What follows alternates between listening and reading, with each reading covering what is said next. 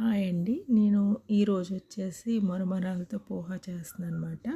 ముందుగా ప్యాన్ పెట్టుకొని దానిలో ఆయిల్ వేసుకొని ఆవాలు, ఉల్లిపాయలు, పచ్చిమిర్చి, కరివేపాకు, ఆహ్, పసుపు, హ్మ్, సాల్ట్ వేసుకొని కొంచెం గోల్డిష్ కలర్ వచ్చే వరకు ఫ్రై చేసి ముందుగా నానబెట్టి వడగట్టిన మరమరాలు కూడా వేసుకోవాలండి. వేసుకున్న తర్వాత దానిని అంతా కలిపి మూత పెట్టి 10 నిమిషాలు మగ్గనివ్వాలి. మగ్గనిచ్చిన తర్వాత చిన్నగా కట్ చేసుకున్న టమాటాలు, హ్మ్, చిన్నగా కట్ చేసుకున్న కొత్తిమీర కూడా వేసుకొని ఒక్క 5 మినిట్స్ మూత పెట్టి మగ్గనివ్వాలండి. మగ్గిన తర్వాత స్టవ్ ఆఫ్ చేసి ఒక నిమ్మరసం అంతా తీసుకొని నిమ్మరసం వేసుకోవాలండి. వేసి మొత్తం కలిసేటట్టు మొత్తం కలుపుకోవాలండి. కలిపిన తర్వాత దానిని రెడీ అయిపోతుందండి. రెడీ అయిన తర్వాత మనం సేవ్‌తో సర్వ్ చేసుకోవాలండి.